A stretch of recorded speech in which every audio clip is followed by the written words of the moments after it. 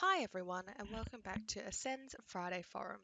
If this is your first time tuning in, these webinars cover a range of topics from the most commonly asked support questions to new features and handy tips and tricks to help you along your journey with Ascend. If you have any queries at all and you're not able to find your answer on the Ascend Help Centre, then please send us through an email at ascend@henryshine1.com.au. Let's go take a look at how you can make changes to your patient communications as required. So the first thing that we're going to do is we're going to jump into settings up here in the top right, and we're just going to head over to patient communications here. Once within here, you can see at the top there are going to be two tabs, one for appointment and one for Recare. Below that, you're also going to see that there is a timeline, which we'll get into in just a moment. And then below that is where you're going to have your reminders. Now, you'll see that there are some that are sort of highlighted and then a few others that are grayed out or inactive. Now, there's two ways to create new appointments. The first of which is, of course, you can go ahead and hit create new. Or alternatively, you can take a current one that's already there but marked as inactive and just edit it to be the number of days prior that you're interested in using. So as an example, you can see that I have an appointment reminder sent 2 days prior to the appointment. I also have one sent 7 days before the appointment as well. I also have one when the appointment gets confirmed. So I might want to go ahead and add another one that's 21 days prior. So I'm going to actually click on this one here that says appointment start that's currently inactive.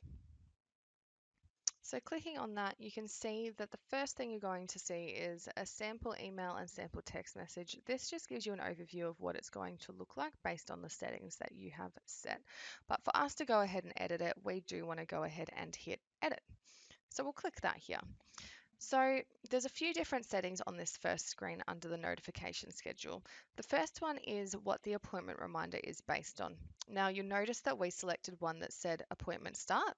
There are a few other options such as appointment completed, appointment broken, or FTA. Now I do want to send a reminder prior to the patient's appointment start date, but if you were interested in setting it up for a different appointment reminder type, then for example, broken date, confirmed date, or whatever it may be, you are welcome to change that. Next to that, you're going to find the number of days or weeks that you want to send it for, which you can of course change. So in my case, I want to set this to 21. So I'm going to go ahead and hit 21. And it's already sitting on days, but you just want to be aware that there is a drop down to be able to change this time period as well. And you can also select if you want it to be sent before or after this event. Below that, you'll see that there are a couple of switch boxes as well, which you can turn on or off. The very first one is exclude automated message. Now, this by default will be off, and I recommend that you keep this off. What this will do is if you turn it on, is it's going to exclude the appointment reminder message. So I'll show you where in just a moment, but you can add a message that you've personally typed out yourself. But it's important to keep in mind that if you do it this way, you're not able to include merge fields. So it's not going to be personalized to include the patient's name. It's not going to be personalized to include the patient's appointment day or time. Next to that, there is also this include pre-medicate message on email. Now, this is of course to add a little note at the bottom of the email just to advise the patient to take their medication prior to coming in for their appointment. So if you do have a few patients that do need to pre-medicate, you're very welcome to switch that on. The third one here is this ability to confirm. Now, this, of course, is predominantly for appointment reminders, and it's just going to add on at the end of the reminder, please reply 1 to confirm your appointment. Now, this is going to be sent 21 days prior, this particular appointment reminder, which is fair way prior to their appointment. So what I actually might do is actually turn this ability to confirm off, because what I think would be a better way to do this would be for the patient to receive a reminder 21 days prior, and then at the 7 days mark, they can maybe confirm it, and then 2 days prior, they can just get another reminder letting them know that it's coming up. So I've switched that off now. And then finally, there is also another area down here where you can continue sending the message if you would like to. So how this works is if you have this switched to on, you can select how many days you want to continue sending the reminder and after how many times will it discontinue sending. So I'm going to switch this off because we're going to send 21 days prior, 7 days, and 2 days prior. I probably don't need this same reminder to continue sending. Once you're happy with that, you do just want to go ahead and hit next. This is where you can select your preferred sending methods. So currently it's set to text, and how this works is if a patient doesn't have a valid mobile number, then instead it's going to send them an email. Same goes if you set your email as the preferred sending method. If they don't have a valid email address, it's going to alternatively send them a text message. Moving along, this is where you're going to see what the template looks like. So the first area you'll see is this subject, which you can edit as required. So if you wanted to add your practice name in the top there so patients know who the email is coming from, very welcome to add that in there. It's going to show you what this automated message looks like. And then at the bottom, there's also an area to add in a custom message. What a lot of practices do use this for is a disclaimer or something along the lines of if you cancel less than 24 hours notice, then there will be a fee or something along those lines. If you have something like that that you just want to remind patients of, this would be the area to do that. Now going ahead and hitting next, you're going to have the same information but for the text message. So it's going to show you what it looks like and again give you the area to add in the custom message. Now, jumping over to the final area, this is where your practice information sits. Now, this is going to add on to the bottom of the email or the text message, so it is important that this is correct. If you do notice that something is incorrect, you can jump in and edit it by hitting this Edit Practice Information area. Once you're happy with that, you just want to go ahead and hit Done. And that's going to bring you back to the home screen where you can see the sample email and sample text message based on the settings that you've just set. Now, as a very final step, because I have edited a currently inactive reminder, what you do want to do is go ahead and actually mark this as active. So I'm just going to switch that on over there. And it is going to just come up with a little bit of a disclaimer letting you know that if you do this, you're going to possibly get charged for some SMS reminders. Once you close out of there, you can see that this has now been activated.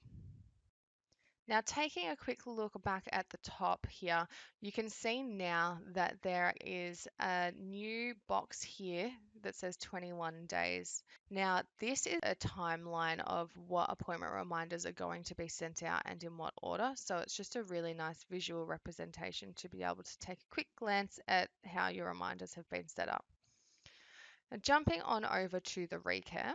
This is very similar in the way that you set up the reminders. The only difference is that instead of being based on the appointment start day or time, it's going to be based, of course, on the Recare due date. So if I go ahead and jump into this one here, which is currently active, you can see again, the first thing you're going to see is the sample email and the sample text message. If we go ahead and edit that, we're going to see that it's going to have very similar settings as to what the appointment reminders did have. Of course, the standard time period for Recare is for it to be 6 months after their appointment, which is currently what I have set here. Of course, if this needed to be varied for whatever reason, you can absolutely go ahead and change that. Again, clicking this drop down, you can take a look at the different time ranges that are available. Again, there is this exclude automated message, and again, I would recommend always leaving that switched off. And you also have this option to continue sending. So currently, as an example, because this is switched on, you can see that this is going to repeat sending every 6 months until the Recare has been scheduled. If, however, it doesn't get scheduled, it's going to discontinue sending after it's been sent 3 times. Once you are happy with the setup here, again, you will just want to move along to the next area to set your preferred sending method. So currently it's set to email. I might go ahead and change that to text. And then hitting next again, this is where you're going to see the email message that is going to be sent out. And again, if you would like to, you're welcome to add a little bit of a disclaimer at the bottom there where you can add in a custom message. Once you're happy with that, you will just want to go ahead and do the same for the text message. Finally, on the last screen, again, there is the practice information, which should already be correct for you. But if you do need to make any changes, you can do that over here under the Edit Practice Information. Once you're happy with that, you just want to go ahead and hit done. Now, this particular Recare reminder was already activated, but just important to keep in mind that if you do edit a currently inactive reminder, you do just want to make sure you activate it up here on the right hand side, just so that it does start sending out for you. Another thing that's very useful to be aware of are the different Recare types that you have in your system. So again, if I go ahead and head over to settings, and this time head over to Recare on the right hand side, we'll open that up, you can see that this is going to show us the different Recare types that we currently have set up. So there's a few different ones here, but you can see that there's two that are bolded. There's Perio and then there's Profi.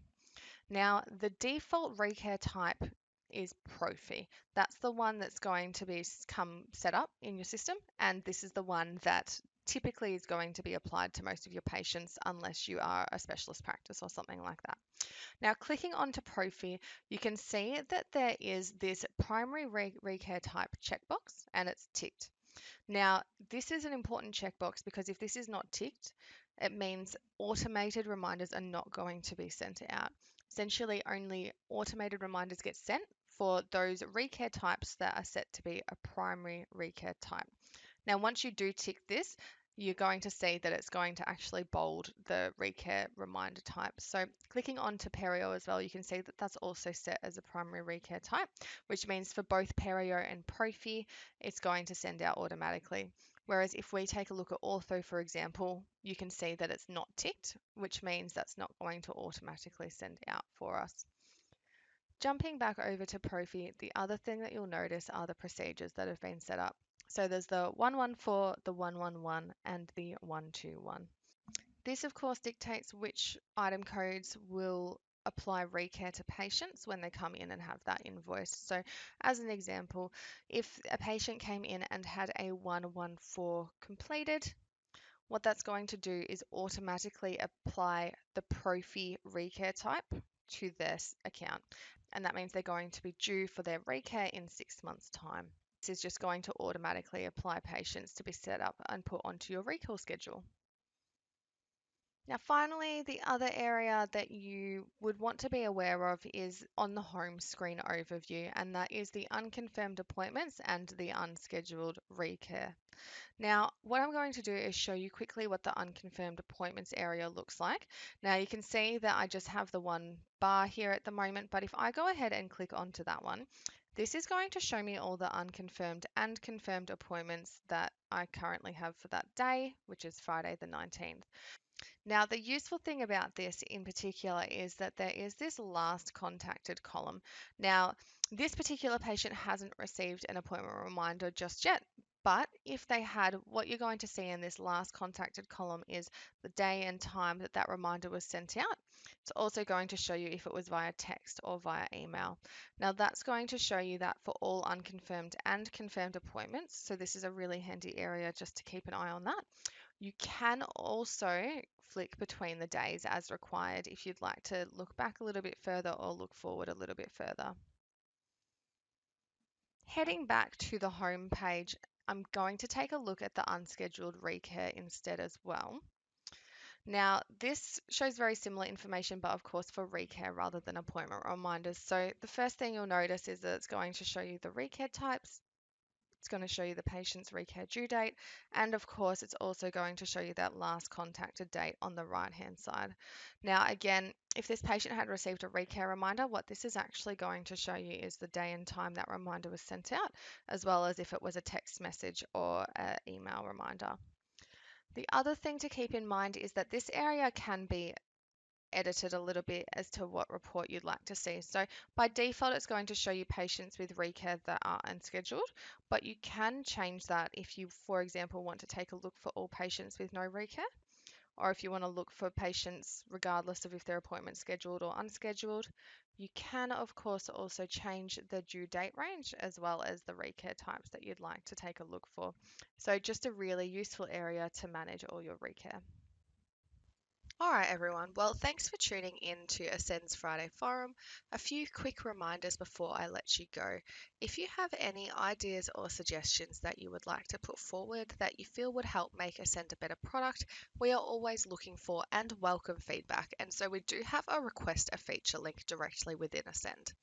Once you access this link, you will be taken to our Ascend AU AHA page where you can add a new idea as well as comment on and vote for other people's ideas. Of course, if you would like to revisit this topic or any previous webinars, you can also do so through the Ascend Resource Centre.